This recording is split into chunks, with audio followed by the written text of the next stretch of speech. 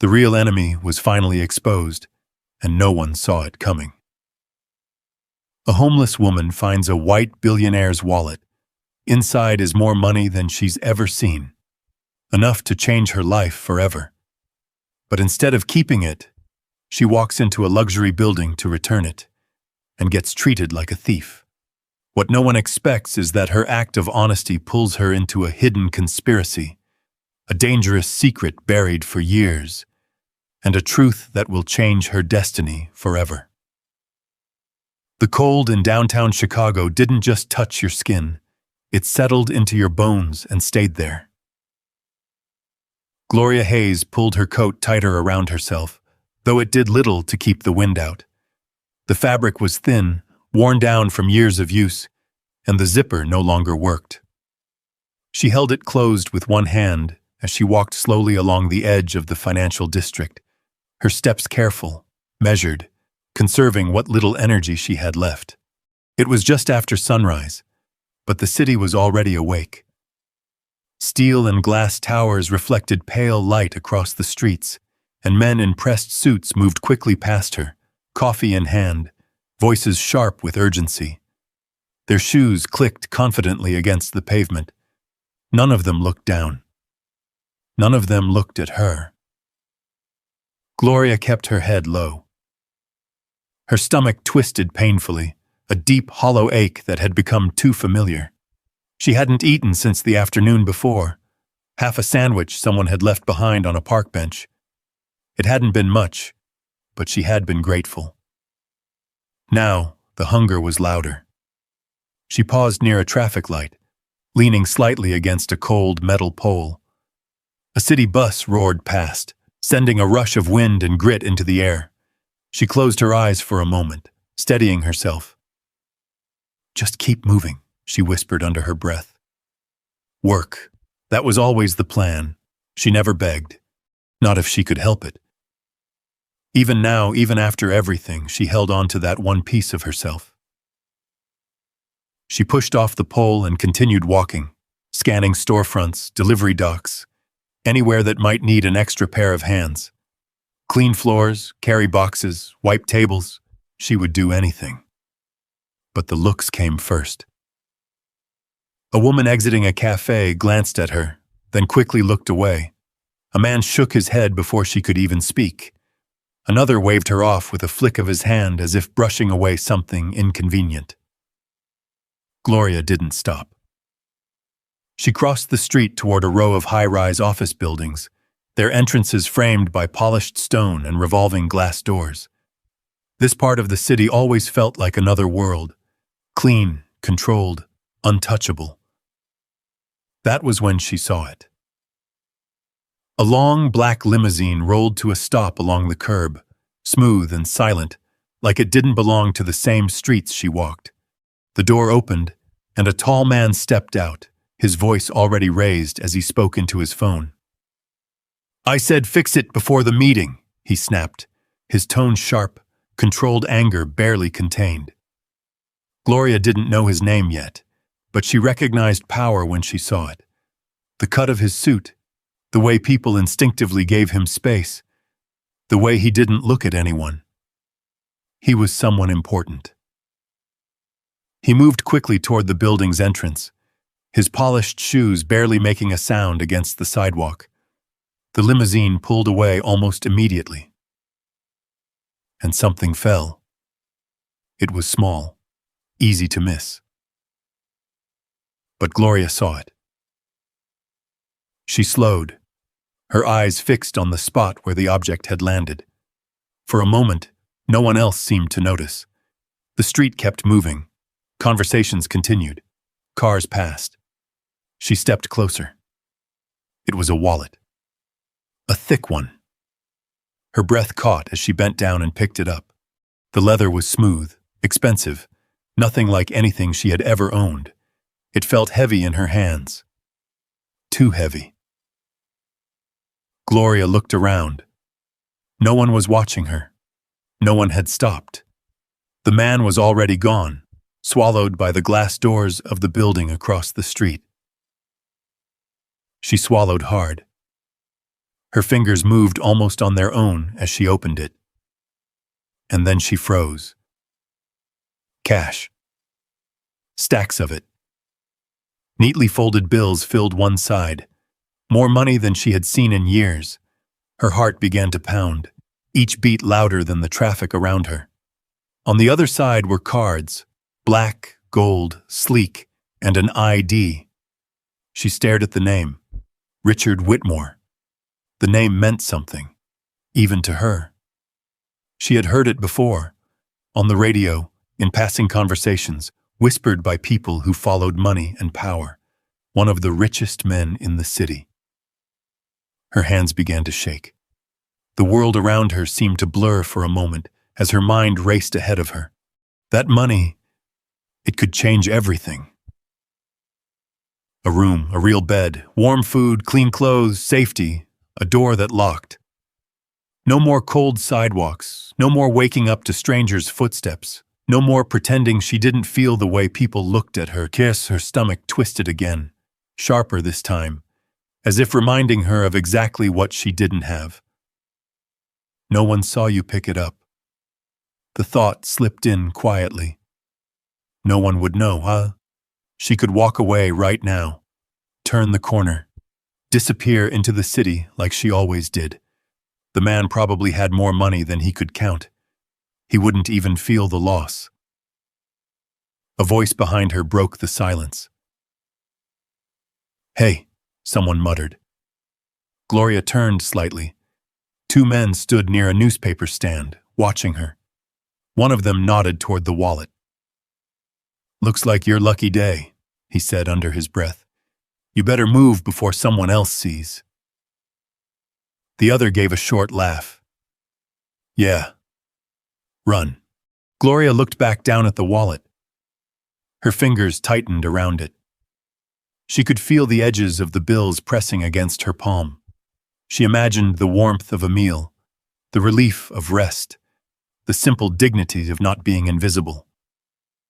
And then, a memory. Her mother's voice, soft but firm. "Even if we are poor, we don't take what isn't ours." Gloria closed her eyes. For a moment, she just stood there, the city rushing past her, the decisions sitting heavy in her chest. She exhaled slowly. Then, with deliberate care, she closed the wallet. Her stomach protested. Her body screamed at her to think again, to choose differently, just this once. But she didn't.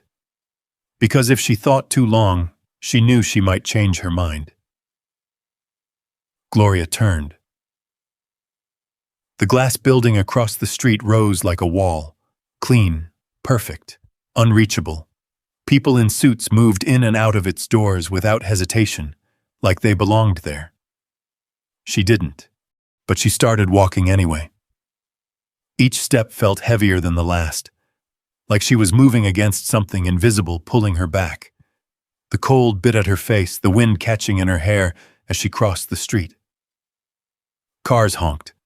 A driver shouted something she didn't hear. Her focus stayed on the entrance, on the reflection of herself in the glass as she got closer. Tired eyes, worn clothes, a life written plainly across her face. She hesitated just for a second at the edge of the curb. Then she stepped forward, toward the building, toward the man who owned the wallet, toward a world that had never made space for someone like her. The closer she got, the more she could feel the eyes. Security guards near the entrance straightened slightly as she approached. Their expressions shifted, not curious, not neutral. Guarded, suspicious. Gloria tightened her grip on the wallet. Her heart pounded louder now, not from hunger, not from cold, but from something else. A question she couldn't shake. If she did the right thing, would it matter? Or would they only see what she looked like and decide the rest for her? She took one more step toward the doors, and the guards moved to block her path. The shift was instant. Two men in dark uniforms stepped forward, their movements practiced, controlled. One raised a hand, palm out, stopping her before she could even reach the glass. "Hold up," he said, his voice flat, not loud, but firm enough to carry authority. His eyes moved quickly, from her face to her coat to the worn slippers on her feet. "Where do you think you're going?" Gloria stopped. Up close, the building felt even bigger. The glass doors reflected everything. Her thin frame, the guards standing tall, the people inside who didn't notice her at all. I need to return something," she said, her voice quiet but steady. The guard's expression didn't change. "Return what?" Her fingers tightened around the wallet. For a second, she considered just holding it out, but something in the way they looked at her made her hesitate. Careful, she opened it just enough to show the edge of the ID. "I found this," she said. That was the moment everything changed. The second guard stepped closer, faster this time. His eyes locked onto the wallet, then snapped back to her face. "Where did you get that?" he demanded. "I told you, I found it. It fell." Before she could finish, his hand shot out and grabbed her wrist, hard. The pressure made her flinch. "Hey!" she gasped, instinctively trying to pull back. "Don't move," he snapped. People nearby began to slow down. A few turned their heads. Conversations softened. Gloria could feel it, the shift in the air, the attention settling on her like weight. The first guard took the wallet from her hand without asking. He flipped it open quickly, scanning the contents. His eyes widened. Then his jaw tightened. "Where did you get this?" he repeated, sharper now. "I told you," Gloria said, her voice rising despite herself. It dropped from a car. "I was bringing it back." "Yeah?" The second guard cut in, his grip tightening. "That's what they all say." "I'm not lying," she said, her heart beginning to race. But it didn't matter. The first guard closed the wallet with a snap and stepped back. "Come with us." "I didn't do anything," she said quickly, panic creeping into her chest. "You can ask. Someone must have seen inside," he said, already turning toward the door. The second guard didn't wait for her to agree. He pushed her forward, his hand firm against her arm. The glass doors opened. And just like that, she was pulled into a world that didn't want her. The lobby was quiet in a way the street never was. The noise outside faded instantly, replaced by soft footsteps, distant voices, the low hum of controlled air. Marble floors stretched beneath her feet, polished so clean they reflected the lights above. The air smelled faintly of something expensive, coffee, perfume, something she couldn't name. And every eye turned to her. Not all at once, not dramatically, but enough. People slowed as she passed. A man near the reception desk paused mid-sentence. A woman holding a tablet glanced up, then leaned slightly toward her colleague, whispering something Gloria couldn't hear. She didn't need to. She knew that look. She had seen it before. The guards walked her past the reception area, past the elevators, toward a door marked security. The entire time, Gloria kept trying to speak. "You're making a mistake," she said, her voice shaking now. "I came here to return it. I wasn't trying to." "Save it," the second guard muttered. They pushed the door open. Inside, the room was smaller, colder. A desk sat in the center, covered with monitors showing camera feeds from around the building. A fluorescent light buzzed faintly overhead. "Sit," the first guard said, pointing to a metal chair. Gloria hesitated. For a second, she thought about refusing, about walking out, about leaving the wallet behind and disappearing back into the streets where no one asked questions. But the door had already closed behind her, and the guard was still holding her arm. Slowly, she sat. The chair was cold through her clothes. The first guard placed the wallet on the table like it was evidence. "Start talking," he said. "I already did," Gloria replied, her voice softer now, drained. "I found it. Outside. It fell from a black car. I saw the man who dropped it go inside, so I brought it here." The guards exchanged a look. "Convenient," the second one said. Gloria felt something tighten in her chest. "I didn't take anything," she added quickly. "You can check. Everything should still be there." The first guard opened the wallet again, slower this time. He counted the cash, flipped through the cards. Everything was still in place. That should have helped. It didn't. Instead, he leaned back slightly, studying her. "You expect me to believe you found this?" he said, tapping the ID with his finger, "and decided to bring it back?" "Yes," she said. "Why?" The question caught her off guard. "Because it's not mine," she answered, almost instinctively. The second guard let out a short laugh. "You're telling me you're out there?" He gestured vaguely toward the street. "No money, no place to go, and you just walk this in?" Gloria swallowed. "Yes." Silence filled the room. For a moment, no one spoke. Then the first guard reached for a phone on the desk. "Call upstairs," he said. "Tell them we might have a situation." The second guard picked up the phone, dialing quickly. Gloria's pulse pounded in her ears. A situation. That's what she was now. Not a person.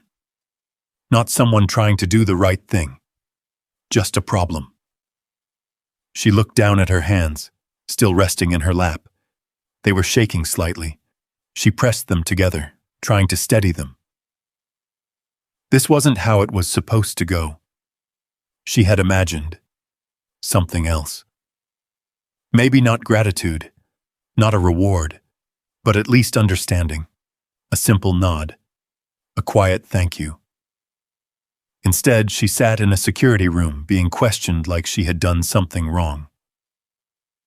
Her chest tightened. For a brief moment, a dangerous thought slipped in. You should have just kept it. The words echoed, uninvited. She pushed them away. The door opened. Gloria looked up. A man stepped in, tall, composed, dressed in a suit that fit like it had been made just for him. His presence changed the room immediately. The guards straightened, their posture shifting. Respect. Power. He didn't raise his voice. He didn't rush. He simply walked in, his gaze already fixed on the wallet on the table. Richard Whitmore. Gloria recognized him instantly now. Up close, he looked exactly like she imagined. Sharp features, controlled expression, eyes that missed nothing.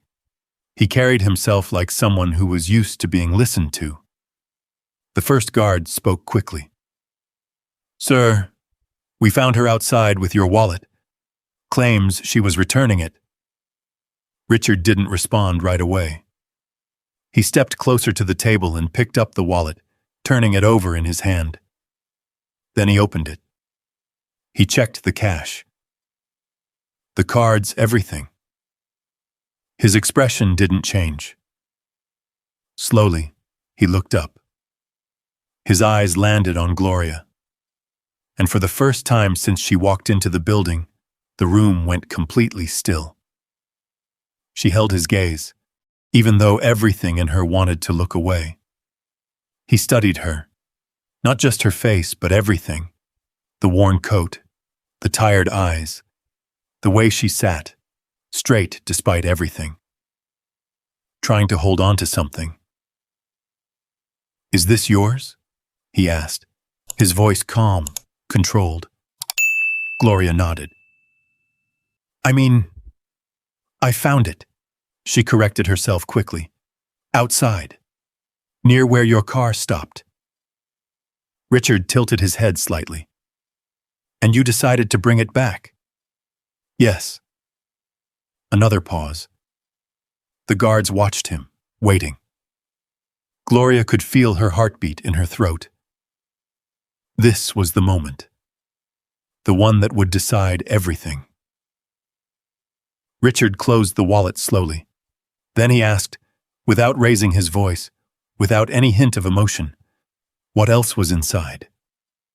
The question hung in the air. Gloria blinked. Her breath caught. Because she knew exactly what he meant. For a moment, the room seemed to shrink. The guards stood still, watching her. The low hum of the monitors behind them faded into the background. Even the faint buzz of the overhead light felt distant, like it belonged to another place entirely. All that remained was the question. What else was inside? Gloria swallowed. Her throat felt dry, her tongue heavy. She could feel every eye on her, waiting, judging, measuring, deciding. This was it. If she hesitated, they would think she was lying. If she said the wrong thing, she might not get another chance. She lifted her gaze slowly to meet Richard Whitmore's eyes. "There was," she began, her voice barely above a whisper, then steadied herself. There was a folded piece of paper, tucked into the inner corner. The guards exchanged a quick glance. Richard didn't move. "What did it say?" he asked.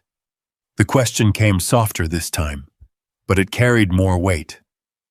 Gloria closed her eyes for just a second, pulling the memory back into focus.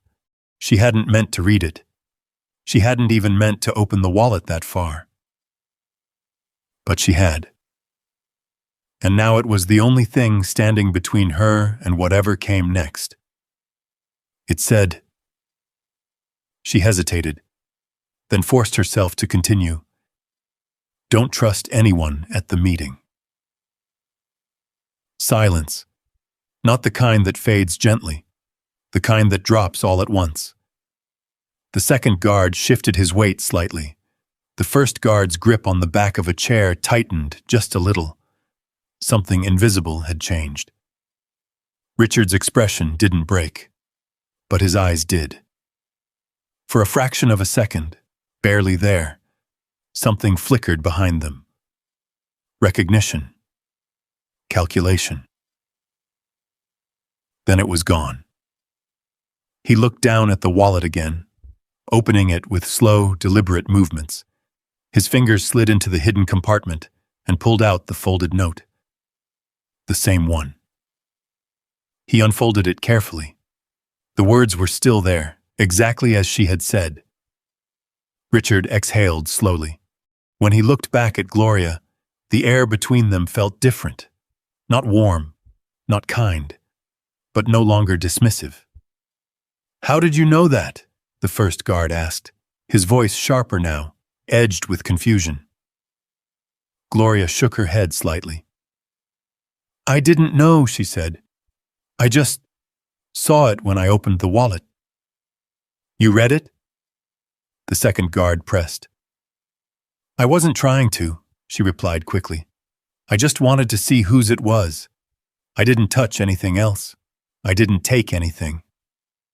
Her voice cracked at the end, just slightly. She hated that. Hated that it made her sound weak, like she was begging, like she needed them to believe her. But maybe she did. Richard folded the note again, slower this time, and slipped it back into the wallet. His movements were controlled, precise, like everything about him. Then he stepped closer. Not enough to intimidate, just enough to look at her more clearly. "You're telling me," he said, his tone calm, almost too calm, "that you found a wallet full of cash belonging to someone you recognize?" Gloria nodded faintly, and instead of walking away, he continued, You came here. Yes. He studied her for a long moment, long enough that she could feel the weight of it. Gloria didn't look away. She couldn't. Not now. Why? He asked again. The same question as before. But this time, it felt different. Gloria hesitated. Not because she didn't know the answer, but because she wasn't sure it would matter. Her fingers curled slightly in her lap. Because it's yours, she said finally, not mine. Richard's gaze didn't shift. That's it? He asked. Gloria exhaled slowly. No, she admitted, because if I kept it, I wouldn't be able to live with it. The second guard scoffed under his breath, but the sound felt weaker this time, less certain. Richard didn't react to it. He was still watching her, reading her, trying to decide something she couldn't see. The silence stretched again. Then, finally, he turned his head slightly toward the guards. Leave us, he said. The words were simple, but they landed like a shift in gravity. The guards hesitated. Sir, the first one started. That's not a suggestion, Richard said, not raising his voice, not changing his tone. Close the door behind you. Another pause. Then they moved. The second guard let go of the chair. The first stepped back, glancing once more at Gloria before heading for the door. It opened with a quiet click, then closed just as softly. And suddenly, it was just the two of them. Gloria felt it immediately. The room didn't feel smaller anymore. It felt exposed. Richard set the wallet down on the table again, but this time not like evidence, just an object, something neutral. He walked around the desk slowly, his steps measured. Then he stopped a few feet away from her. Up close, she could see more detail. The faint lines near his eyes, the tension in his jaw, the kind of wear that didn't come from lack, but from pressure. You look like you haven't eaten, he said. The statement caught her off guard. She blinked. She started, then stopped. What was she supposed to say to that? He already knew. Yes, she said quietly. Richard nodded once. You could have kept it, he said. I know. No one would have stopped you. I know. And you didn't. She met his eyes again. No. Another pause. Then something shifted. Not in the room. In him. It was subtle, almost invisible. But Gloria felt it the same way you feel a change in the air before a storm passes. Richard reached into the wallet again. He pulled out a thick stack of cash. The edges were crisp, clean. More money than Gloria had ever held in her life. He held it out toward her. Take it, he said. The words were direct. No explanation, no emotion. Just an offer. Gloria stared at the money. Her stomach tightened instantly, reacting before her mind could catch up. She could already imagine what it meant. Food, a place to sleep, something warm, something safe. Her hand moved slightly, then stopped. The room felt quiet again. Too quiet. She could feel his eyes on her, not forcing, not pushing. Waiting. Gloria swallowed. Slowly, she shook her head. I can't, she said. Richard's eyebrows lifted slightly.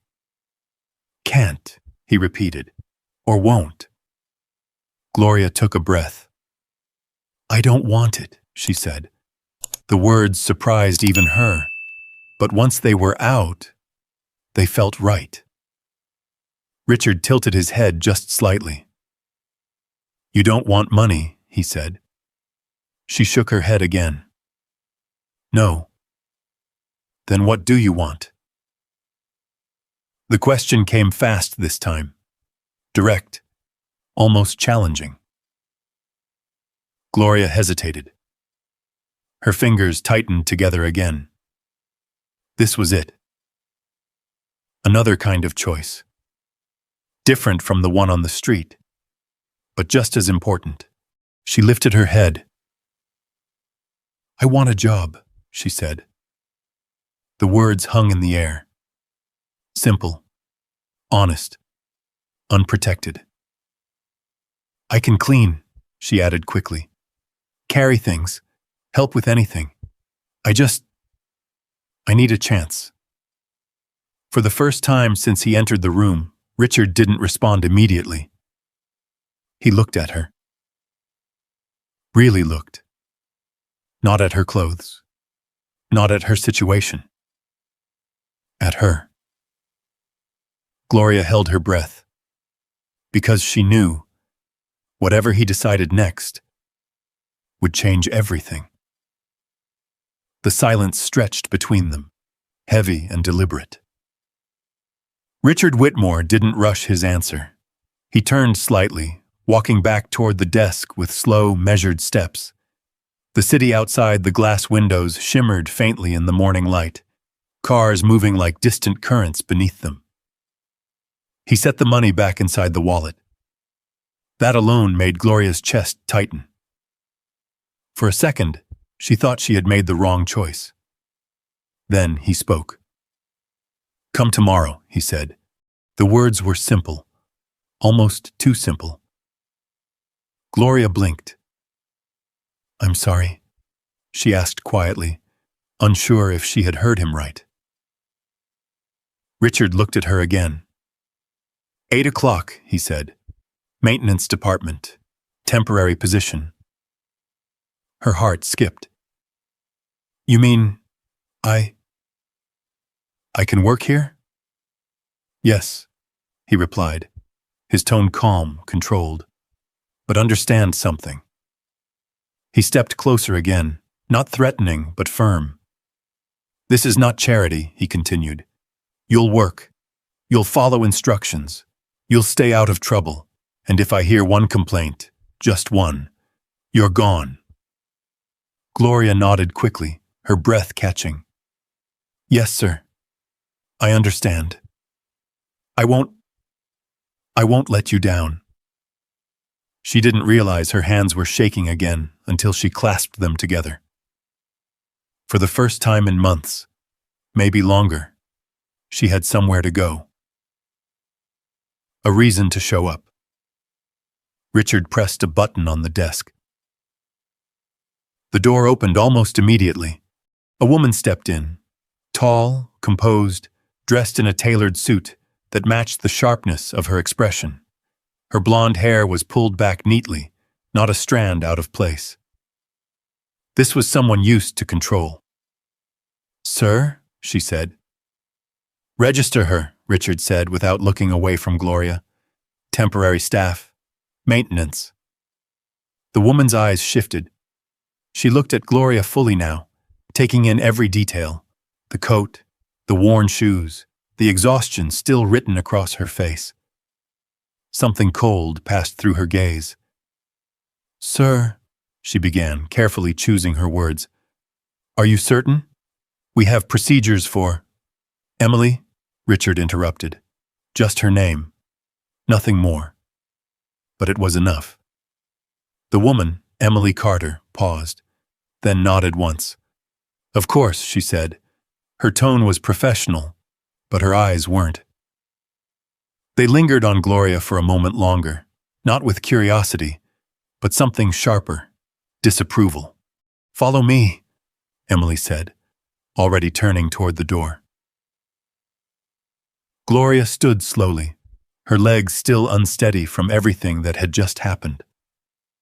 Thank you, she said quietly, looking back at Richard. He didn't respond right away. But as she turned to leave, she caught the faintest nod. That was all. She followed Emily out into the hallway. The shift was immediate. The moment they stepped out of the security office, the building felt different again.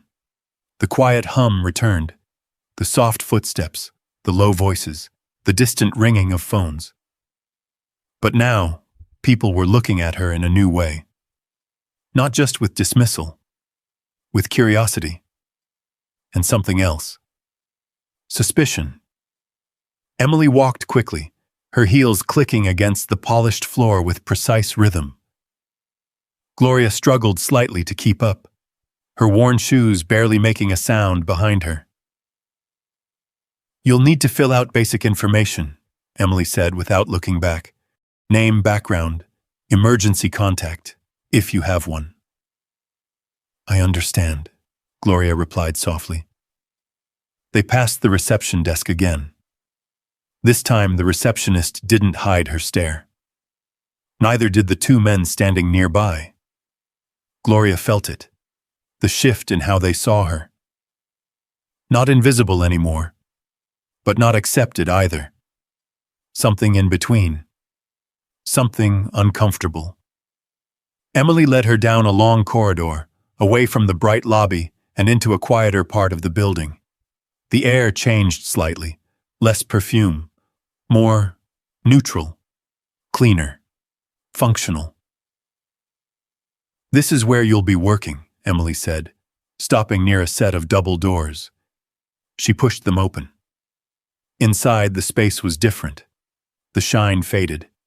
The floors were still clean, but not polished marble. The lighting was softer, less dramatic. There were carts lined against the wall, cleaning supplies, mops, buckets, neatly arranged. This was the part of the building most people never thought about, the part that kept everything else running. Gloria stepped inside slowly. This is fine, she said, almost to herself. Emily crossed her arms. You'll report to the floor supervisor, she said. You clean offices, maintain common areas, handle basic tasks. You don't speak unless necessary. You don't wander into restricted areas. Her voice was calm, but the message was clear. Know your place. Gloria nodded. Yes, ma'am. Emily's eyes narrowed slightly at that. Don't be late, she added, and don't give anyone a reason to question why you're here. The words lingered. Before Gloria could respond, Emily turned and walked away, her heels echoing back down the hallway. The door closed behind her.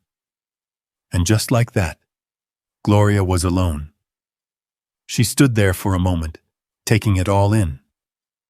The quiet, the smell of cleaning supplies, the hum of a distant ventilation system. It wasn't glamorous. It wasn't warm. But it was something. A start.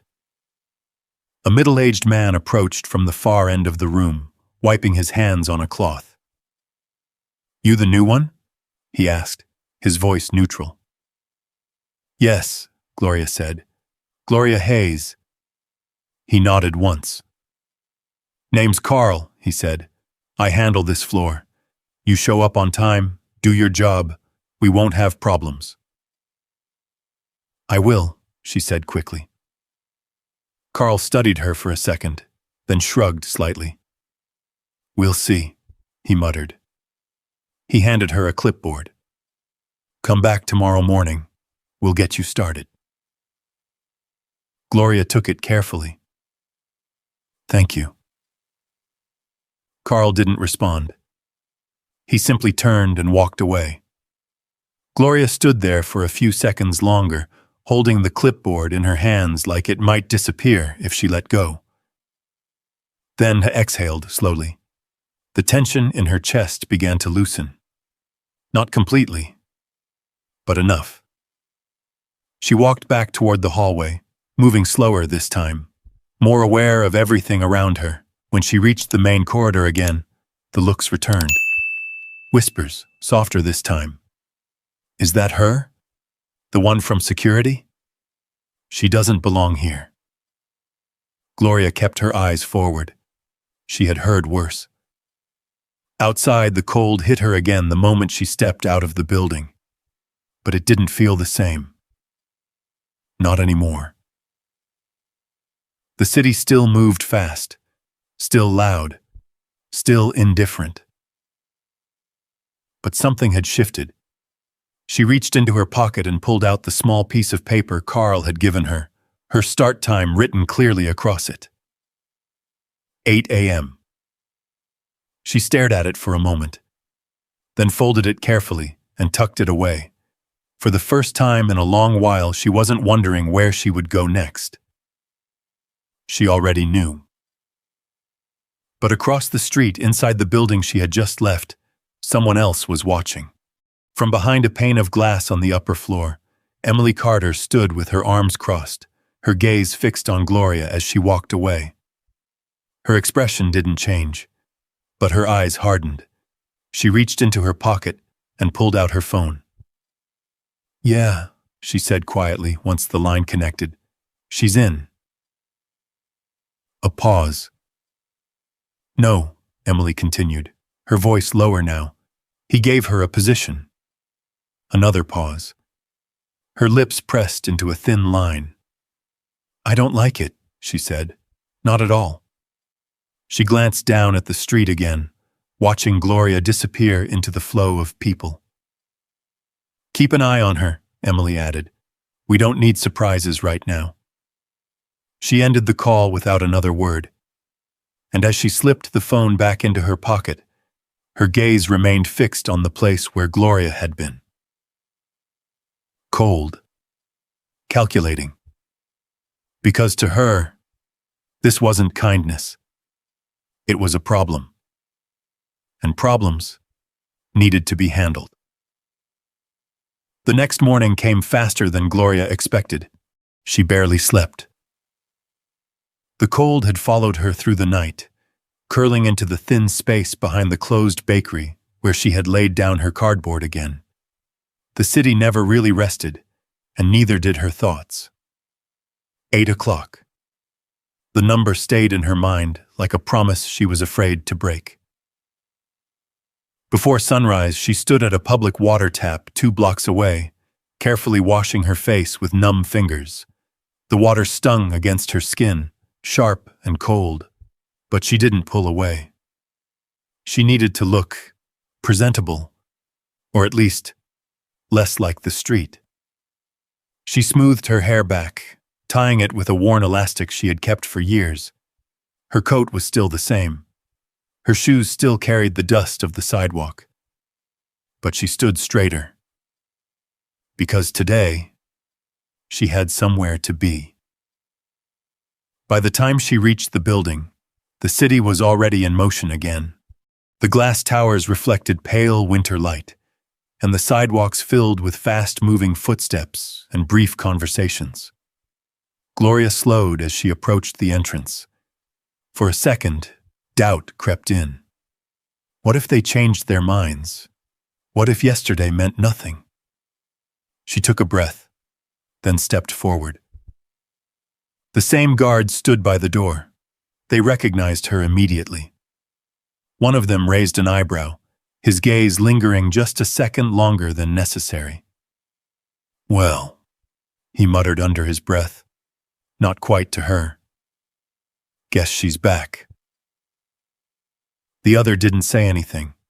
He simply stepped aside, just enough to let her pass. But there was no welcome, no acknowledgement, just permission. Gloria walked through the glass doors.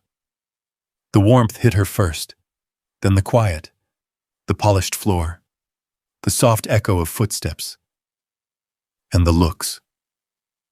They came again, just like yesterday, but sharper this time. Now they knew who she was. The woman from security, the one who had been dragged in, the one who didn't belong.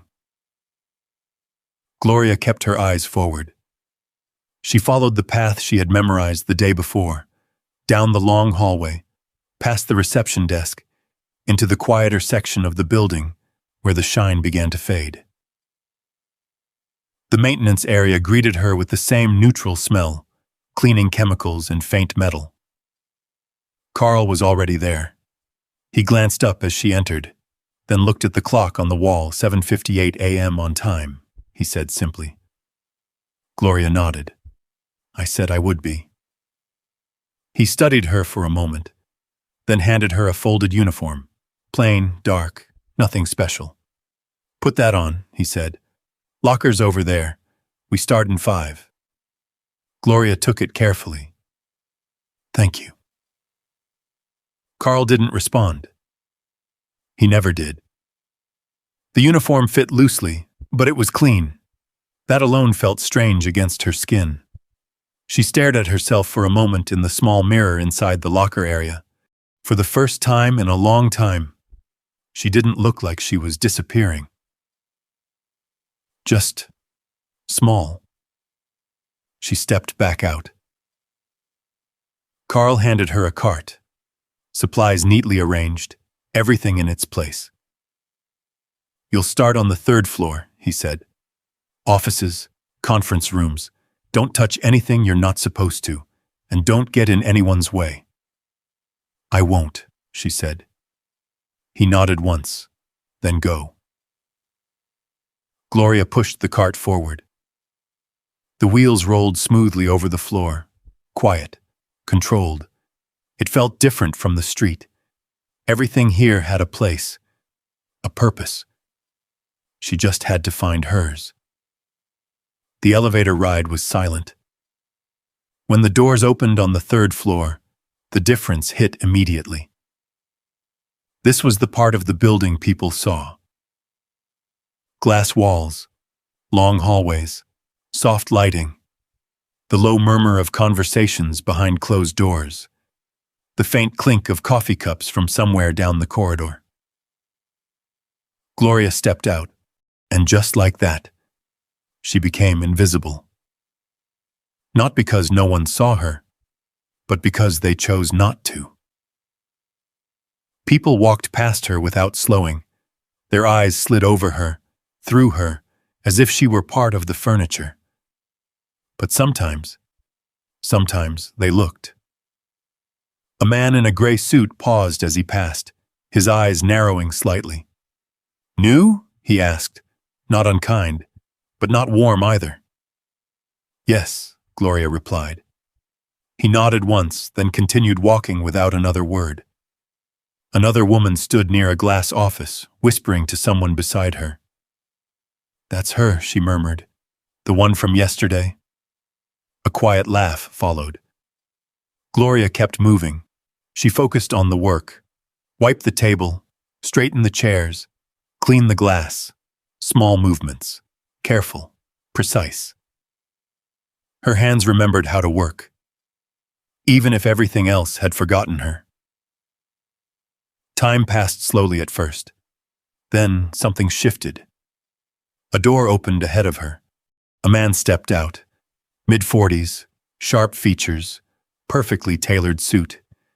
His presence filled the hallway without effort. Daniel Brooks. Gloria didn't know his name yet, but she felt it. Power. He stopped when he saw her. Not because she was in the way, because she wasn't supposed to be there. His eyes moved over her, quick, assessing. You're new, he said. Yes, sir, Gloria replied, stepping slightly to the side. Who approved this? He asked, almost to himself. Gloria hesitated. Mr. Whitmore, she said quietly. Daniel's expression changed, just slightly. But enough. He didn't respond right away. Instead, he looked past her, at the cart, the supplies, the hallway she had already cleaned, then back at her. Stay in your assigned areas, he said finally. Don't wander. Yes, sir. He held her gaze for 1 second longer, then walked away. But Gloria felt it. That moment. That shift. He wasn't just noticing her. He was remembering her, and not in a good way. The rest of the morning passed in quiet tension. Every room she entered felt like borrowed space. Every movement felt watched, even when no one was there. She worked harder, faster, careful not to make a sound, careful not to draw attention. But attention found her anyway. A group of employees stood near the break area, their voices low but not low enough. She doesn't even look qualified to be here. Probably some kind of charity case. Or worse. The laughter that followed wasn't loud, but it stayed. Gloria kept her head down. She had heard worse. She would survive this too. By early afternoon, her hands were sore, her back tight from hours of bending and lifting, but she didn't stop. Because stopping meant thinking, and thinking meant doubt. As she pushed her cart toward the end of the hallway, she noticed something. A door, slightly open. Inside, the lights were on. A large office, quiet, empty. She hesitated, then glanced down at her list. That room wasn't on it. She should keep walking. But something pulled her closer. Just a step. Just enough to see inside. The desk was neat, organized, but one thing stood out. A file. Open. Not just left out. Exposed. The bold letters across the top caught her eye immediately. Financial discrepancy report. Confidential. Gloria froze. Her breath slowed. She didn't move forward, but she didn't look away either. Because something about it felt wrong. Not just out of place. Important. Behind her, footsteps echoed faintly down the hallway. Gloria's heart skipped. She straightened immediately, gripping the handle of her cart. And just as she turned to leave, a voice cut through the silence. "What are you doing?" She froze. The voice came from behind her, calm, controlled, but edged with something sharp enough to cut through the quiet hallway. Gloria's fingers tightened around the handle of the cart. Slowly, she turned. Daniel Brooks stood a few steps away, his expression unreadable at first glance. But his eyes were locked on her with a precision that made her chest tighten. I was just cleaning," Gloria said, her voice steady at first, then softer. "I didn't mean to." His gaze shifted past her, into the open office, to the desk, to the file, then back to her. "Cleaning," he repeated. The word didn't sound like a question. It sounded like disbelief. Gloria stepped back slightly, putting distance between herself and the doorway. "Yes, sir," she said. The door was open. I was about to move on. Daniel took a step forward, then another. His shoes made no sound against the polished floor, but Gloria could feel each movement like pressure building in the air. "You weren't assigned to this office," he said. "No, sir." "And yet," he continued, "you're standing here, looking at documents that don't concern you. I wasn't—" She started, then stopped. Because arguing wouldn't help. She had learned that a long time ago. "I didn't touch anything," she said instead. "I just saw the door open." Daniel studied her face. Not like someone trying to understand, like someone deciding. Behind him, a door opened down the hallway. A couple of employees stepped out, their voices fading as they walked in the opposite direction. But even they slowed slightly, sensing the tension. Gloria could feel the moment slipping, turning. "You know," Daniel said quietly, "it's interesting." He stepped closer to the desk, glancing down at the open file. "People who don't belong in places like this," he continued, "usually try to stay unnoticed." He looked back at her. "But you," he paused, "you seem to find your way into very specific situations." Gloria's throat tightened. "I didn't choose this," she said. "No?" he replied. Before she could respond, he turned his head slightly. "Security!" he called out, his voice louder now, carrying down the hallway. Gloria's heart dropped. "No," she said quickly, stepping forward. "Please, I didn't do anything. I was just—" Footsteps echoed. Fast. Too fast. Two guards appeared at the end of the corridor, the same ones from yesterday. Their expressions shifted the moment they saw her. Again. "Problem?" one of them asked. Daniel didn't take his eyes off Gloria. "She was going through confidential documents," he said. The words landed like a verdict. "That's not true," Gloria said, her voice rising despite herself. "I didn't touch anything. The file was already open. I was leaving. Take her downstairs," Daniel said, cutting her off. The guard stepped forward. Gloria instinctively pulled back. "Please," she said, her voice breaking now, "you're making a mistake." But the grip on her arm returned. Firm, unyielding, just like yesterday. The hallway blurred slightly as they guided her forward. Conversations stopped. Doors opened just enough for people to look out. Whispers followed behind her. Again. It was happening again. The same feeling. The same helplessness. Like no matter what she did, it would always end this way. Downstairs, the security room felt colder than before. Familiar. Too familiar. They sat her in the same chair, the same metal frame pressing against her back, the same desk, the same monitors. Only this time, it felt worse. Because she had thought it was over. Because she had believed, even just a little, that things might be different now. The guard stepped back. "Wait here," he said. Gloria didn't respond. She stared at her hands, still trembling. She pressed them together again, trying to stop the shaking. Her chest rose and fell unevenly. She could feel it building again, that tightness, that pressure behind her ribs. Not anger, not fear, something quieter, something heavier.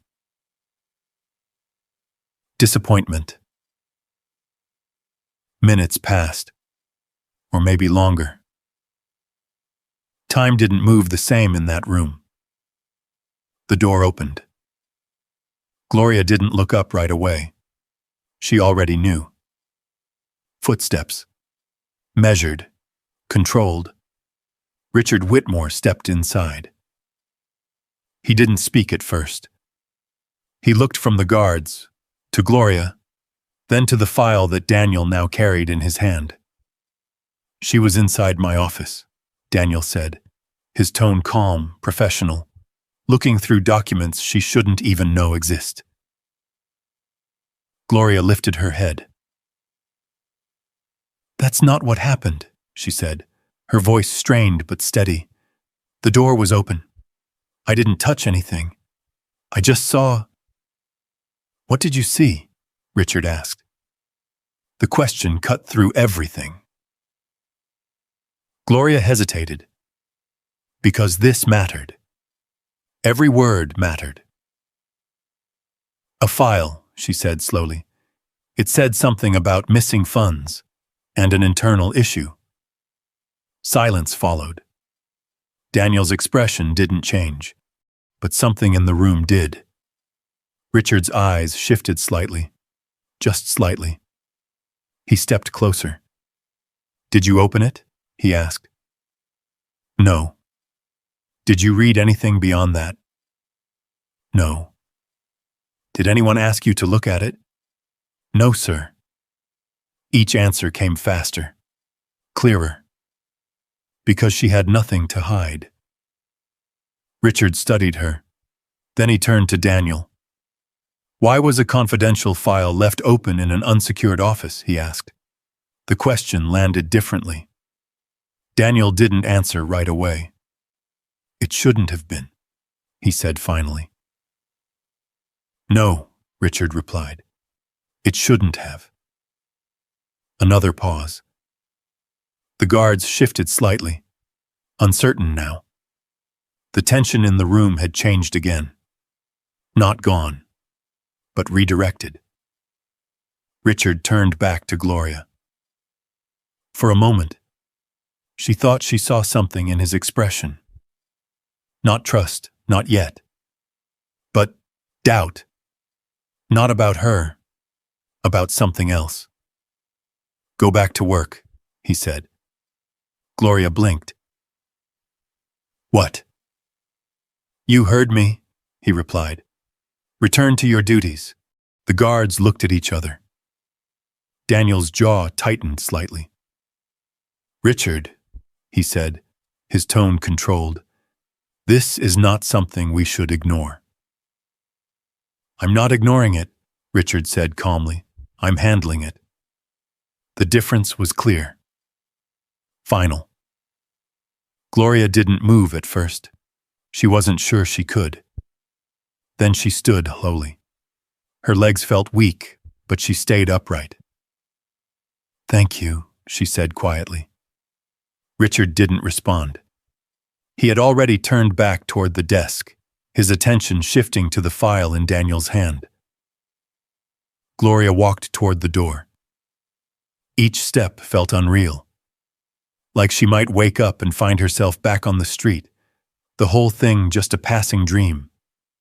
She reached the door, opened it, stepped out. The hallway greeted her with the same silence, but it didn't feel the same. Because now, something had changed. Behind her, inside the room, voices dropped lower, quieter, more careful. And as Gloria pushed her cart back toward the elevator, she could feel it again. That invisible line she had crossed. The one she hadn't meant to step over. The one that now, someone didn't want her anywhere near. Upstairs, Daniel stood still, watching the door long after she had left. "She shouldn't be here," he said quietly. Richard didn't look up. "That's not your decision," he replied. Daniel's eyes darkened. No more words were exchanged. But something unspoken settled into the room. Because this wasn't over. Not even close. And as Gloria stepped back into the elevator, gripping the handle of her cart a little tighter, she didn't realize it yet. But she had just become part of something much bigger than a job. Much bigger than a mistake. Something that was already moving, quietly, carefully. And now, because of her, watching. The elevator doors slid open with a soft chime. Gloria stepped out slowly, her hands still gripping the handle of the cleaning cart. The hallway looked the same as before. Glass walls, muted conversations, polished floors. But something beneath the surface had shifted. She could feel it. The air was tighter, heavier, as if the building itself had taken notice of her. She pushed the cart forward, her movements quieter now, more careful. Every sound felt louder. Every step echoed just a little too long. People didn't stop her. They didn't question her. But they watched. Not openly, not directly, just enough for her to notice. 2 employees standing near a conference room fell silent as she passed. One of them leaned closer to the other, whispering behind a hand. Gloria didn't look at them. She kept moving. Because she understood something now. It didn't matter what she said. It didn't matter what she did. In their eyes, she had already crossed a line. She reached the end of the hallway and turned into a smaller corridor, quieter, less polished, more functional. The kind of space people passed through without remembering. She exhaled slowly. For a moment, she let herself breathe, but the feeling didn't leave. It followed her, like a shadow she couldn't shake. The rest of the day passed in fragments, rooms, tables, glass, floors. The same motions repeated over and over again. But her mind wasn't in the work anymore. It kept returning to the file. Missing funds, internal leak, and the way Daniel had looked at her. Not surprised, not angry. Something else. Something closer to concern. No, not concern.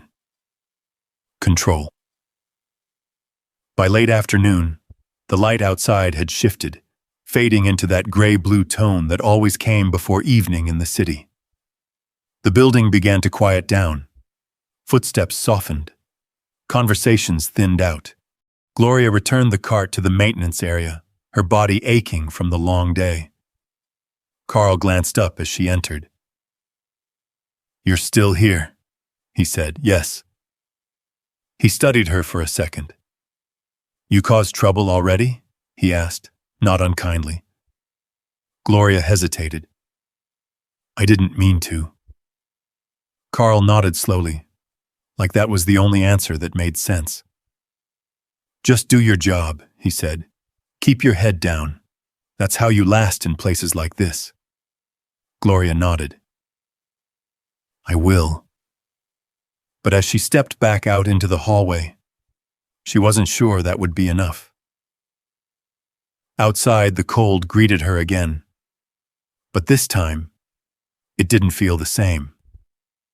The city lights flickered on, reflecting off wet pavement and passing cars. The sound of traffic filled the air, constant and distant at the same time. Gloria walked without thinking, her steps leading her back to the same place behind the bakery. Her place. Or at least, the closest thing she had to one. She turned the corner and stopped. Everything was gone. The cardboard she had folded so carefully, the thin blanket she had wrapped around herself at night, the small plastic bag that held the few things she owned. All of it gone. In its place, ash. Blackened pieces of fabric scattered across the ground. A faint smell still hung in the air. Smoke. Gloria's breath caught. "No," she whispered. Her knees felt weak. She stepped closer, crouching down slowly. Her fingers brushed against the burned edge of what had once been her blanket. It crumbled under her touch. Her chest tightened.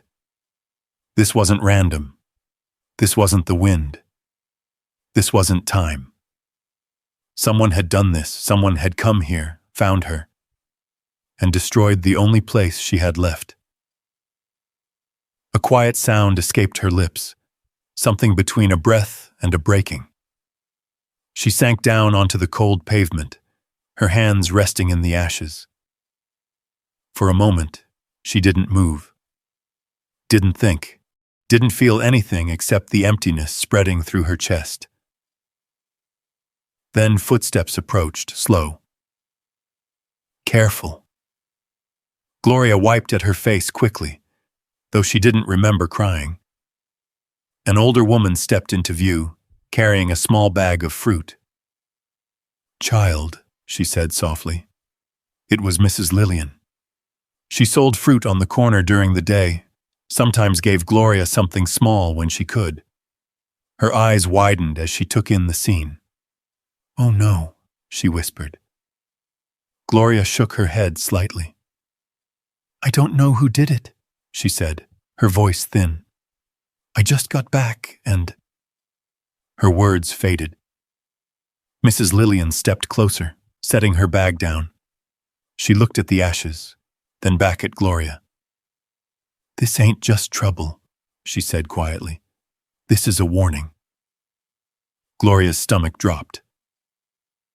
A warning. The word settled heavy in the air. "Why?" Gloria asked, her voice barely audible. "I didn't do anything." Mrs. Lillian knelt beside her, her movements slow but steady.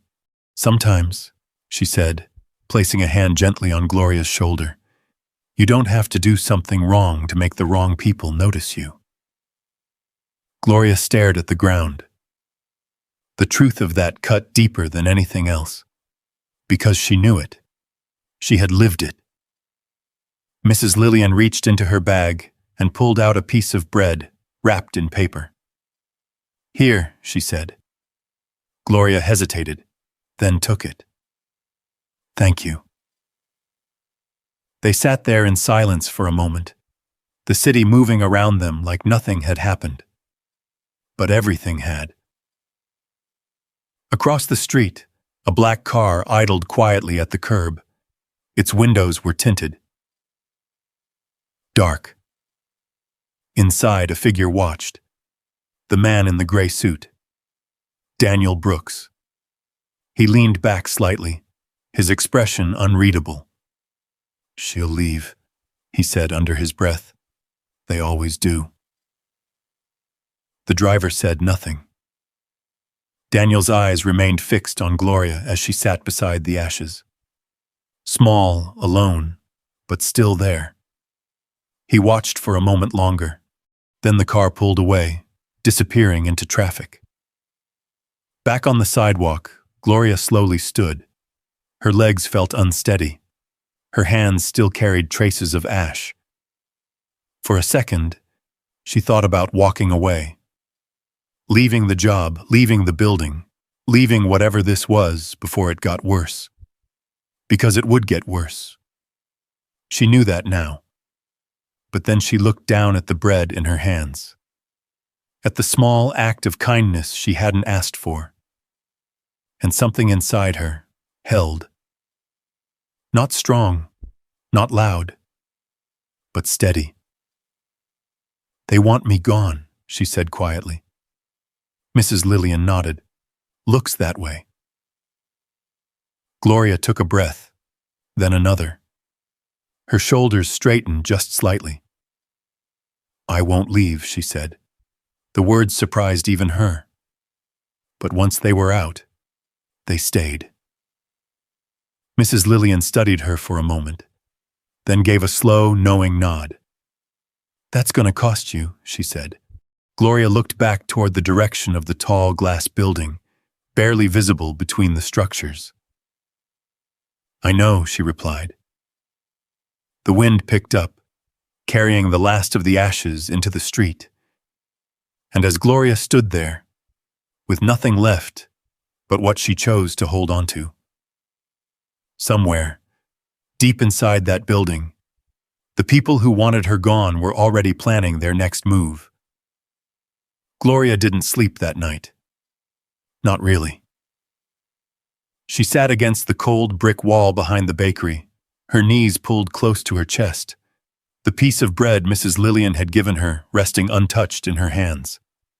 The wind moved through the alley in soft, restless waves, carrying the smell of the city. Oil, smoke, damp concrete. But her mind was louder than all of it. The ashes, the warning, the look in Daniel's eyes. She had been pushed before, accused before, thrown out before. But this felt different. This wasn't random. This was targeted, and that meant one thing. She was in someone's way. Before dawn, she stood. Her body felt heavier than usual, her muscles stiff from the cold ground. She walked back to the public tap, washed her face again, slower this time. The water dripped from her chin, her fingers trembling not from cold, but from something deeper fear. But beneath it, something else. Resolve. She showed up at 8 a.m. Exactly. The guards didn't stop her this time, but they didn't greet her either. They just watched, the same way everyone else did. Inside, the building felt colder than the morning air outside, not in temperature, in atmosphere. People didn't whisper anymore. They stared, openly now.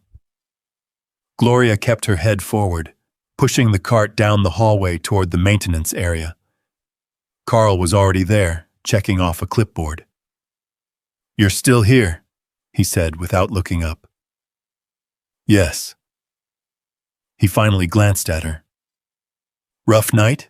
he asked. Gloria hesitated. "They burned my things," she said quietly. Carl's hand stopped mid-mark. For a moment, he didn't speak. Then he nodded once. "Figures," he muttered. Gloria blinked. "You're not surprised?" she asked. Carl sighed, leaning back slightly. "You walk into a place like this," he said. "Start getting noticed for the wrong reasons. Things happen." He didn't say it with anger. Just truth. "Keep your head down today," he added, more than usual. Gloria nodded. "I will." But even as she said it, something inside her knew that wouldn't be enough. The morning moved faster this time. Gloria worked harder, quieter, staying within the lines Carl had given her. She didn't look into open rooms, didn't pause, didn't hesitate. But the feeling didn't leave. That sense of being watched, tracked, measured. Around midday, Carl handed her a stack of supplies. "Fourth floor," he said. "Executive offices. Don't mess it up." Gloria nodded, pushing the cart toward the elevator. Her reflection followed her in the metal doors. Tired eyes, steady hands, someone trying not to break. The fourth floor was quieter, more controlled, less movement. The kind of place where decisions were made behind closed doors. She stepped out. The carpet muffled her footsteps. The air smelled different here, cleaner, sharper. She moved carefully, wiping down surfaces, adjusting chairs, making sure everything looked untouched. Because here, everything mattered. Every detail. Every mistake. Or at least, that's what she thought. She turned a corner and stopped. Two employees stood near a glass wall, their backs partially turned to her. Their voices were low, but not low enough. "She's still here?" one said. "I heard Mr. Whitmore backed her personally. That doesn't mean anything. People like her don't last." A pause. Then, "Give it time." Gloria felt the words settle into her chest. Heavy, predictable. She moved on. Because stopping meant listening, and listening meant letting it in. By early afternoon, her arms ached, her fingers dry from chemicals, but she didn't slow down. Not until Gloria. Her name, spoken clearly. She turned. Carl stood at the end of the hallway, his expression tighter than usual. "Come here," he said. Something in his tone made her stomach drop. She pushed the cart toward him slowly. "What's wrong?" she asked. Carl didn't answer. He just gestured toward a nearby office. Inside. Gloria stepped in. The room was small, functional, no windows, and not empty. Daniel Brooks stood near the desk, two security guards beside him, the same ones.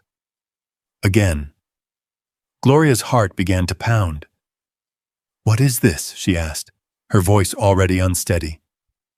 Daniel didn't look at her immediately. Instead, he reached into a drawer and pulled something out. An envelope. Thick. He placed it on the desk. "Recognize this?" he asked. Gloria shook her head. "No." Daniel opened it.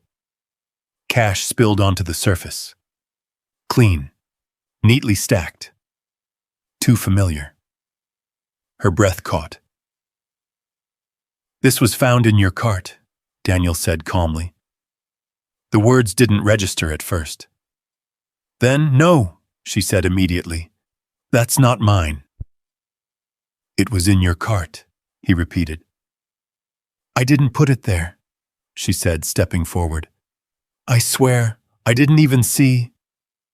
"Funny," one of the guards muttered. "Same story as yesterday." Gloria turned toward him. "I didn't steal anything," she said, her voice rising. "You have to believe me." But even as she spoke, she saw it. The way they were looking at her. The same way they had before. The same way everyone always did. The decision had already been made. Her chest tightened. This wasn't an accident. This was planned. "You expect us to believe," Daniel said slowly, "that money just appeared in your cart?" "Yes," Gloria said, desperation breaking through now, "because someone put it there." "Who?" he asked. She hesitated, because she didn't know. But she felt it. The trap. "You tell me," she said quietly. The room went still. For a moment, just a moment, Daniel's eyes flickered. Then it was gone.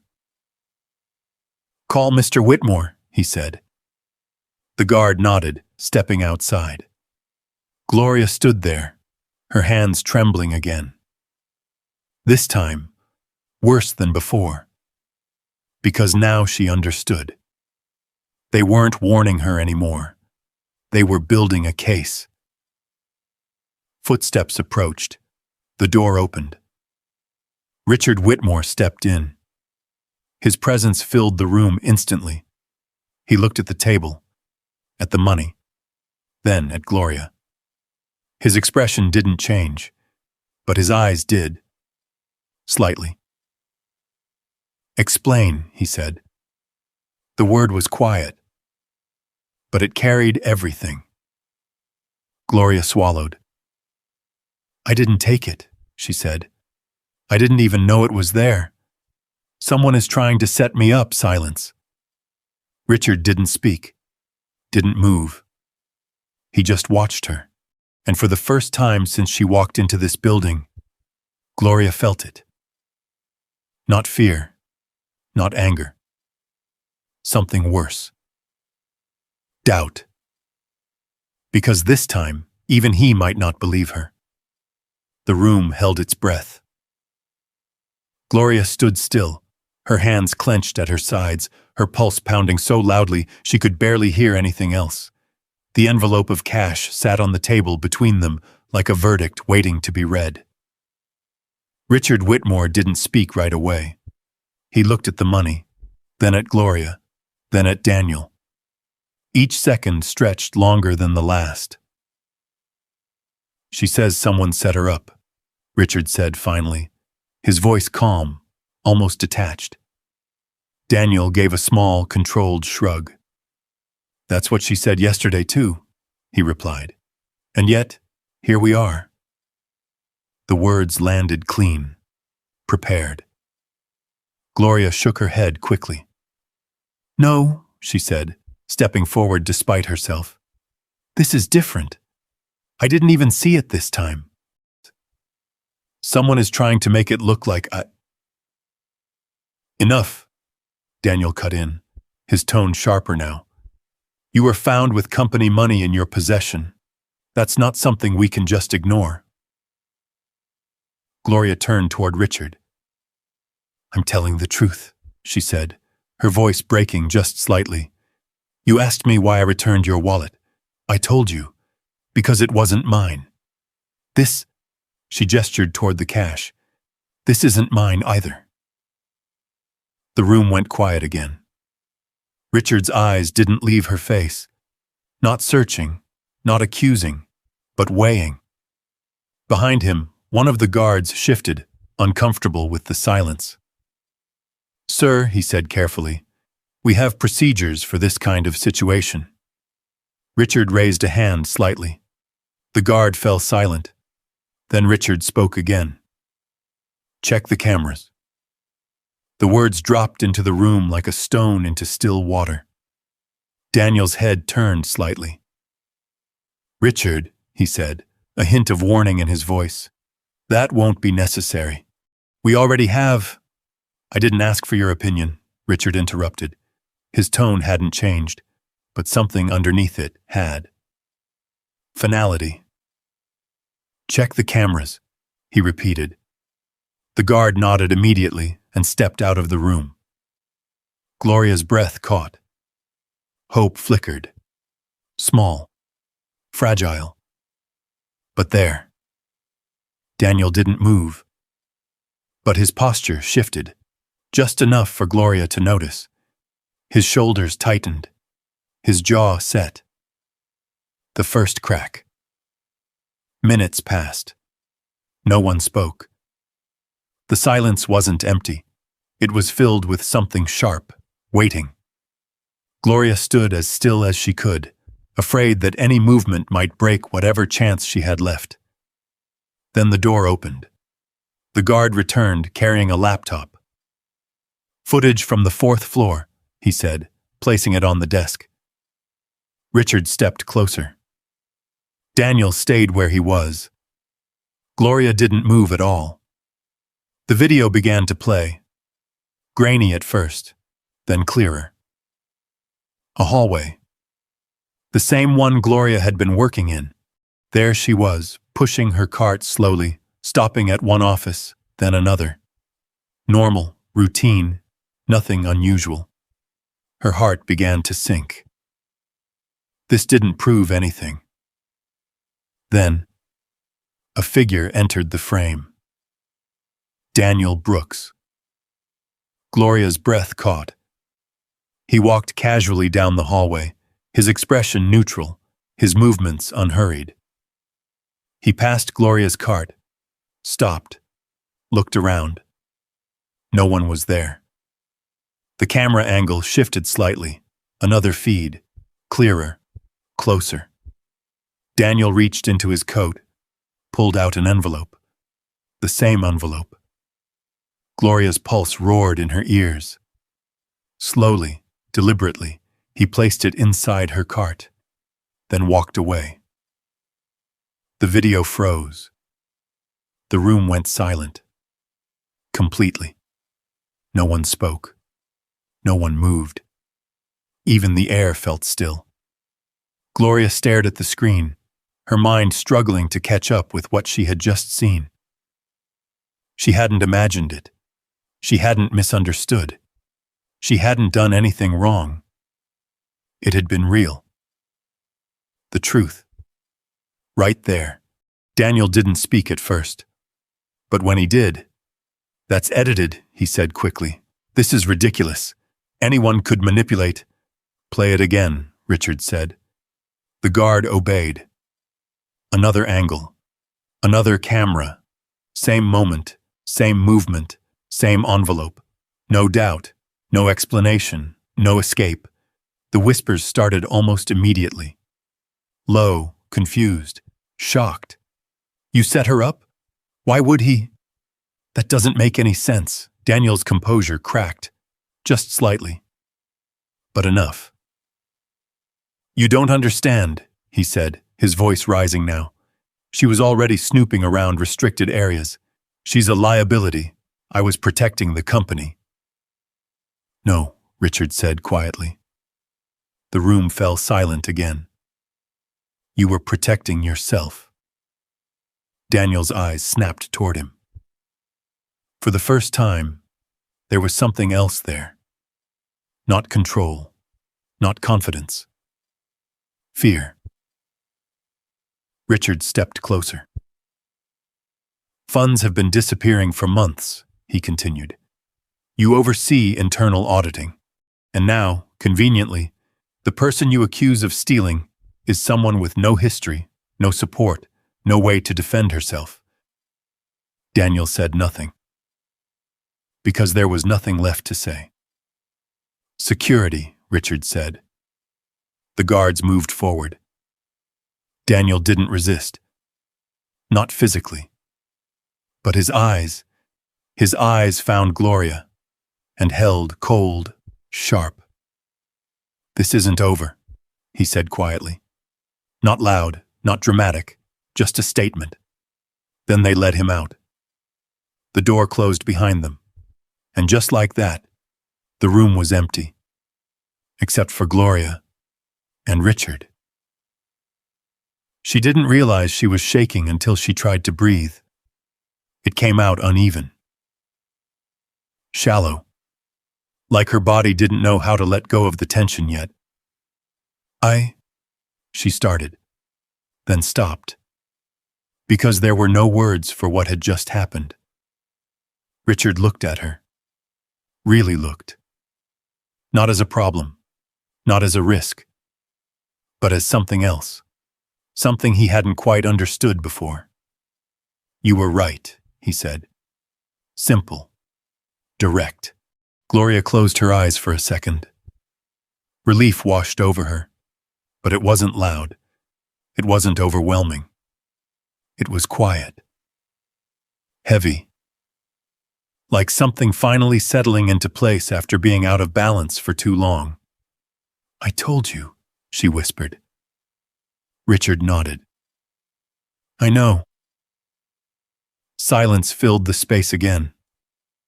But this time, it was different. Not tense, not sharp.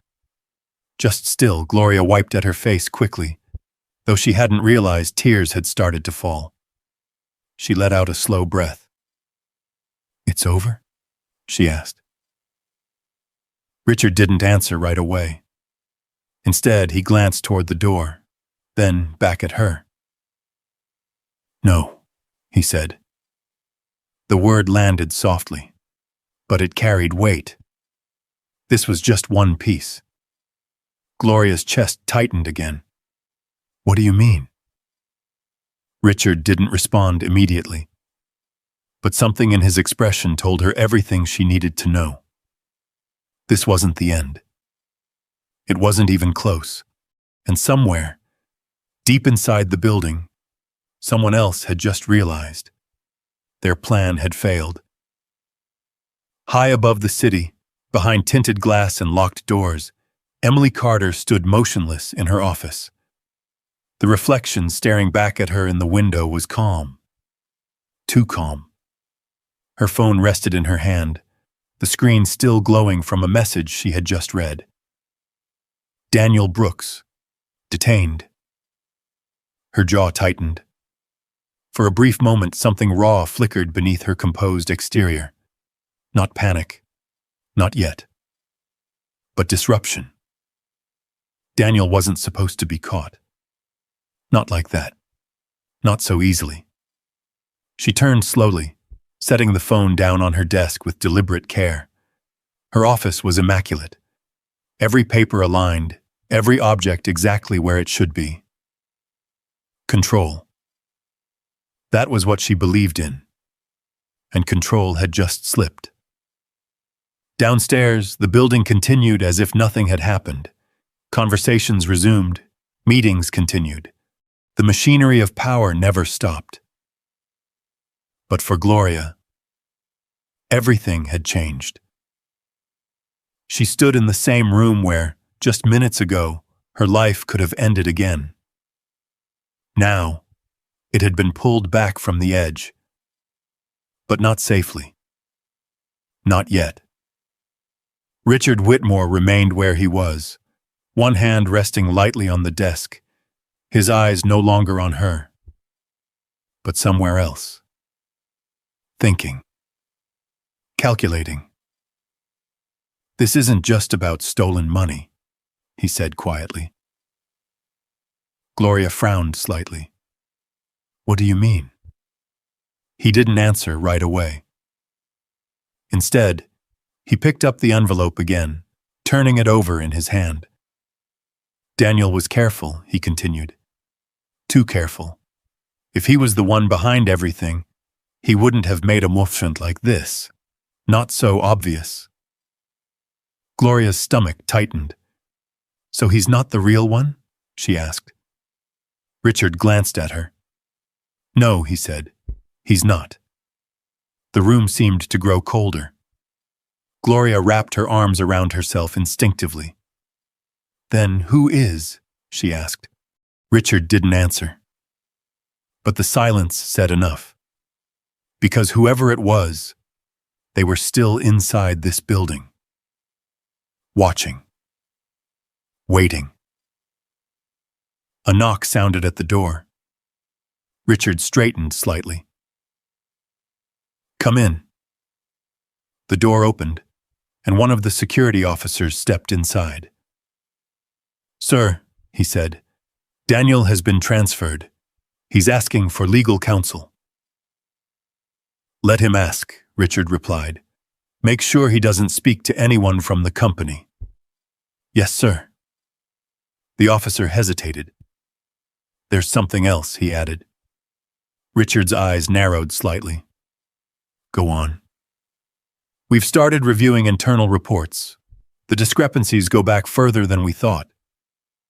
How far? Years, the officer said. The word hung heavy in the air.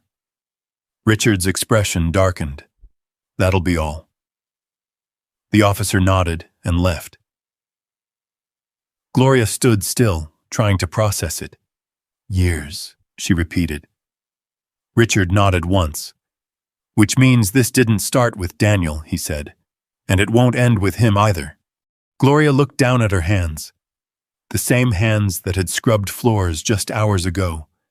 The same hands that had held a wallet she could have walked away with. Now somehow, they were part of this. I don't understand, she said quietly. Why me? Richard studied her again. Not with suspicion, but with something closer to recognition. You walked into something, he said. Something people have been hiding for a long time. And now that you've seen even a piece of it, he paused. They can't risk you staying. Gloria swallowed. The truth settled into her chest. Heavy. They already tried to push me out, she said. Last night, someone burned my things. Richard's gaze sharpened. What? She nodded. They found where I sleep. Burned everything. A long silence followed. This time, it wasn't neutral. It was anger. Quiet. Controlled, but unmistakable. Richard turned slightly, his jaw tightening. That wasn't random, he said. I know. And you still came back. Gloria let out a small breath. I told you, she said softly. I needed a chance. Richard looked at her again. Really looked. And for the first time, something shifted in a way she could feel. Respect. Not spoken, not obvious, but there. He stepped away from the desk. You can't go back there tonight, he said. Gloria blinked. I've been going back there every night, she replied. Not anymore. His tone left no room for argument. I'll arrange something, he continued. Temporary, somewhere safe. Gloria hesitated. I don't want charity, she said quietly. This isn't charity, Richard replied. This is security. The word changed everything. Gloria looked down, then nodded slowly. Okay. Outside the office, the hallway felt different again. Not hostile, not yet safe, but shifting. Word had spread. Daniel's arrest had rippled through the building, leaving questions behind. People glanced at Gloria as she passed, not with mockery this time, but uncertainty, some with curiosity, some with fear. Because now, she wasn't just the cleaning woman. She was the one who had been set up and survived. But survival came with a cost. As Gloria returned to her work area, Carl looked up at her, his eyes searching. "You all right?" he asked. She nodded. "For now." He grunted. "That's about as good as it gets around here." Gloria gave a small, tired smile. But inside, nothing felt settled. Because even though one truth had come out, there was a bigger one still hidden. And somewhere above them, behind glass and steel, Emily Carter stood alone in her office, staring down at the city. Her phone buzzed again. She picked it up. A single message this time. "Do we proceed?" Emily didn't answer immediately. Her reflection in the window stared back at her, calm, composed, untouchable. Then slowly, she typed, "Yes." She hit send, and as she placed the phone back on the desk, her lips pressed into a thin line, because Daniel had failed. But she hadn't, not yet. Down below, Gloria paused for just a second, her hand resting on the handle of her cart. A strange feeling passed through her, like a shadow moving just out of sight. She didn't know why. She couldn't explain it. But something told her this wasn't over, not even close. The next morning arrived without peace. Chicago woke under a gray sky, the kind that pressed low over the buildings and made everything feel heavier. Gloria stood inside the small apartment Richard had arranged for her the night before, a quiet place on the edge of the city, simple but clean. A bed, a window, a door that locked. She hadn't slept much. Not because she couldn't, but because she wasn't used to feeling safe. Her reflection in the mirror looked different now. Not stronger, not healed. Just seen. She dressed slowly, pulling on the same clothes she had worn the day before, her fingers lingering for a moment on the edge of the sink.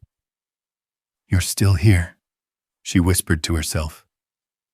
Then she turned and left. Back at Cross Holdings, the building felt like it was holding its breath. Security had doubled. Conversations dropped the moment someone walked by. People didn't whisper anymore. They watched. And Gloria, she could feel it. She stepped into the elevator, her reflection staring back at her again. But this time there was something new behind her eyes. Awareness. She wasn't just surviving anymore. She was part of something.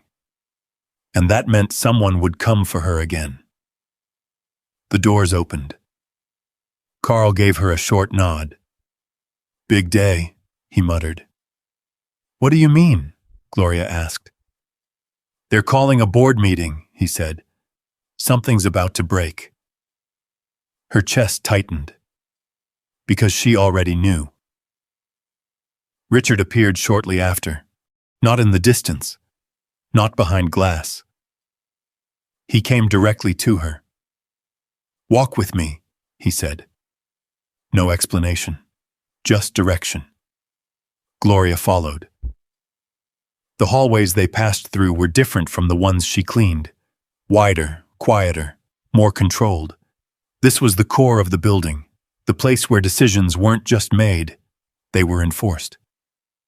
They stopped outside a large conference room. frosted glass, muted voices inside. Richard turned to her. "What you saw, what happened to you," he said quietly. "It's connected to something bigger than you think." Gloria nodded slowly. "I figured that." He studied her for a moment, then added, "And today, we end it." The door opened. Inside, the room was filled. Men and women in tailored suits sat around a long, polished table, their expressions tight, controlled, uncertain. At the far end, Emily Carter. She didn't stand. She didn't move. She just watched. The moment Gloria stepped into the room, the tension shifted. Not confusion. Recognition. Because now they all knew. This was the woman Daniel tried to frame. The woman who survived. Richard walked to the head of the table. "Let's begin," he said. No introductions, no delay.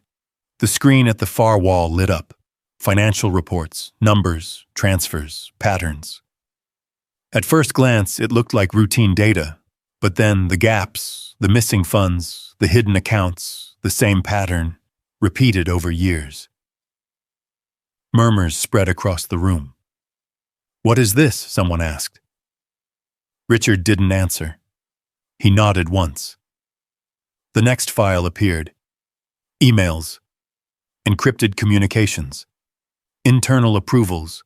Signed, authorized, covered. Gloria felt her breath slow, because she understood now. This wasn't one man. This wasn't one mistake. This was a system, carefully built, carefully hidden, until it wasn't. Finally, the last image appeared. Security footage. Clear, undeniable. Daniel placing the envelope. The room fell silent. Every eye turned. Not to Daniel, but to Emily. Because her name was on the approvals. Her authorization tied everything together. For the first time, Emily moved. She leaned back slightly in her chair, her expression calm. Too calm. "You're making a mistake," she said. Her voice didn't shake. It didn't rise. It stayed steady. Controlled.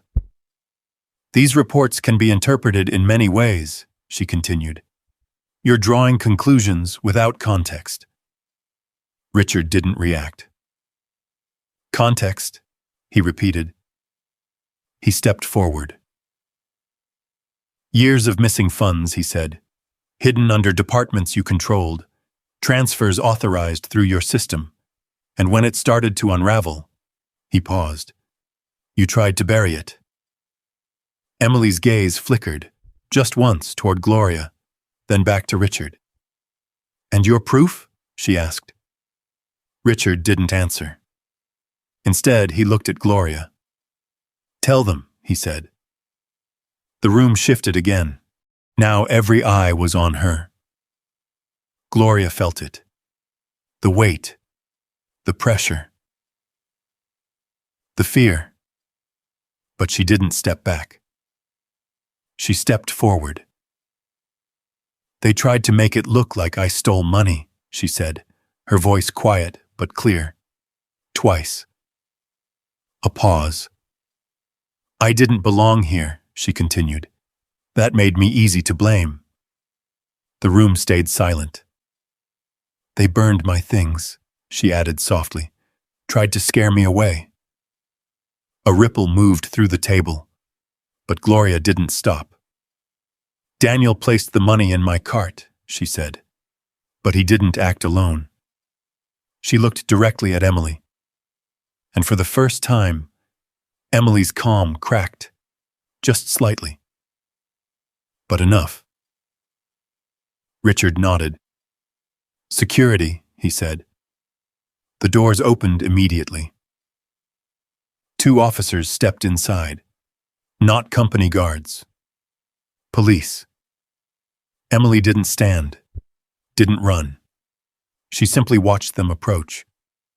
"You're making a mistake," she said again. But this time, there was something different in her voice. Not control. Desperation.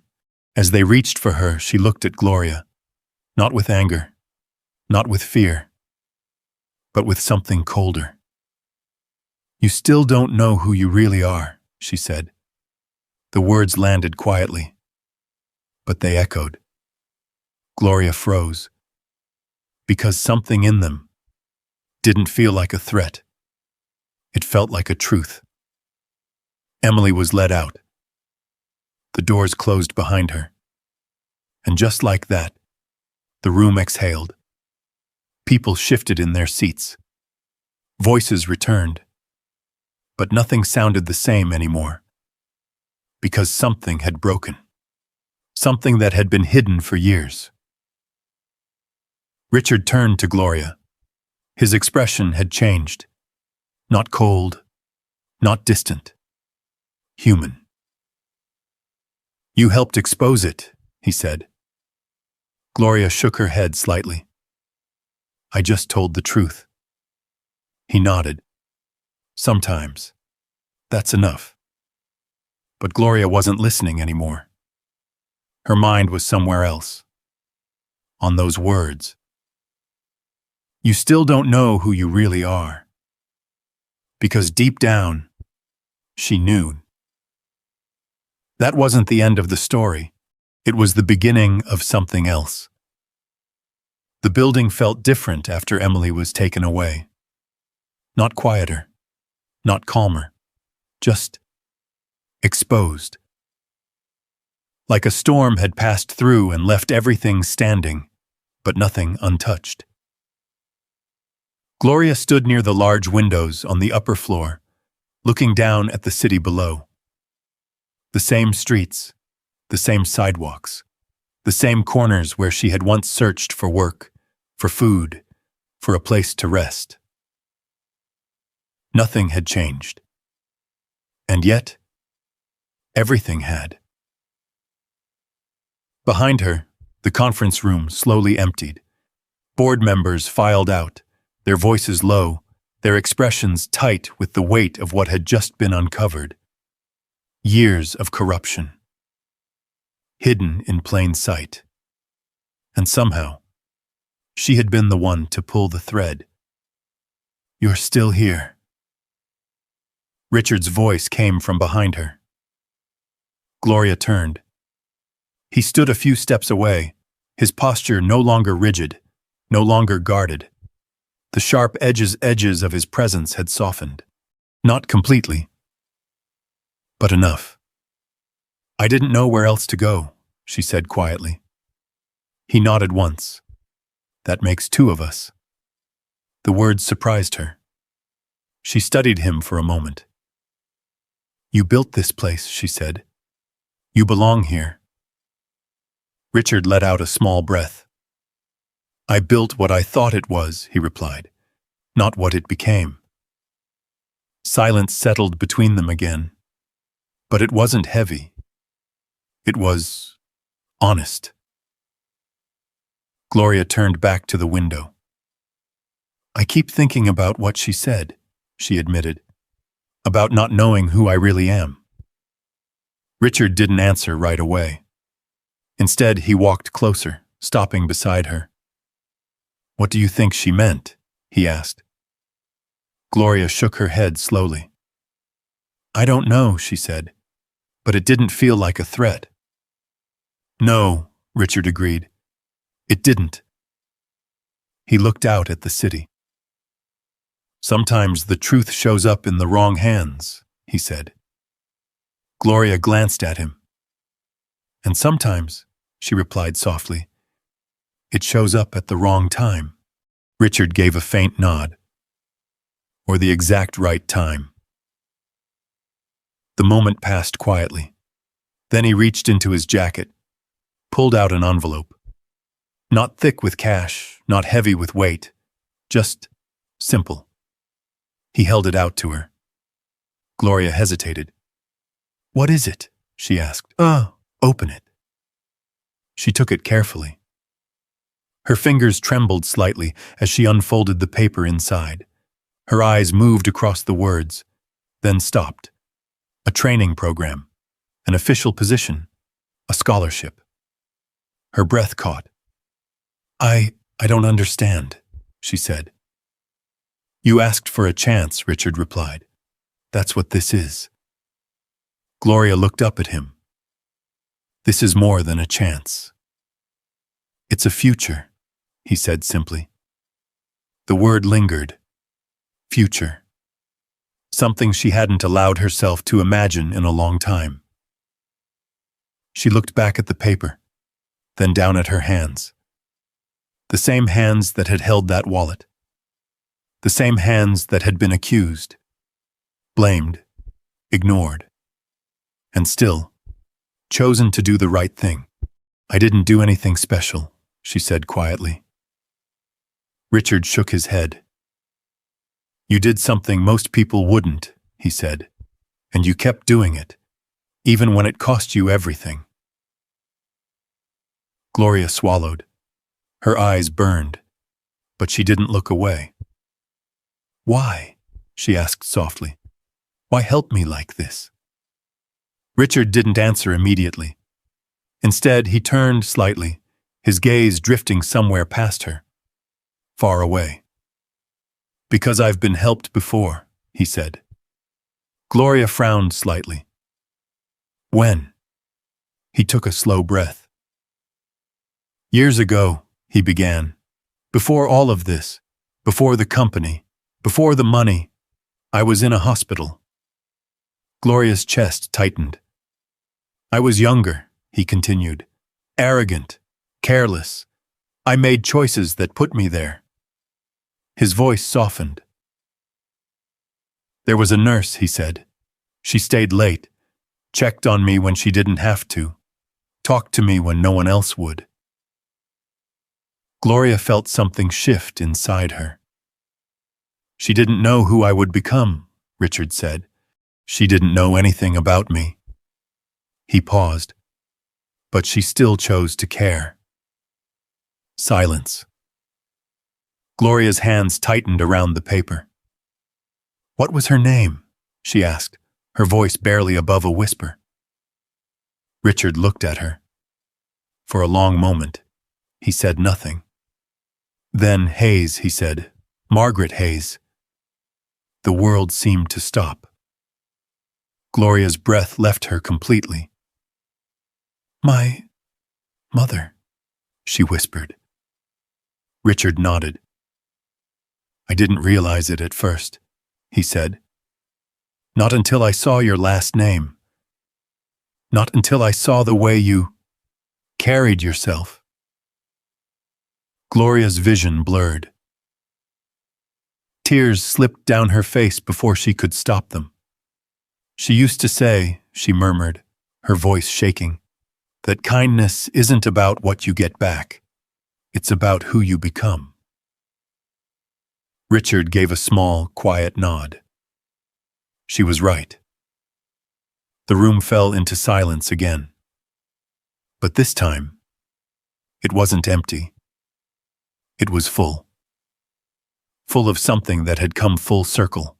Gloria stepped closer to the window again, her heart full in a way she didn't recognize. Below her, the same street stretched out, the same corner where she had once stood, asking for work, the same place where she had found the wallet. The moment that could have gone differently.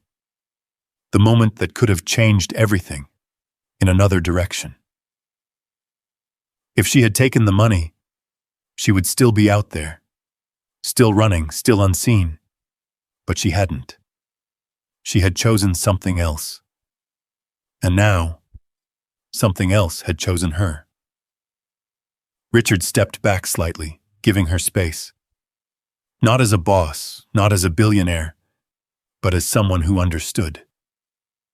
Gloria wiped her tears slowly. Then she smiled. Not wide, not loud, but real. I didn't lose it, she said softly. Richard looked at her.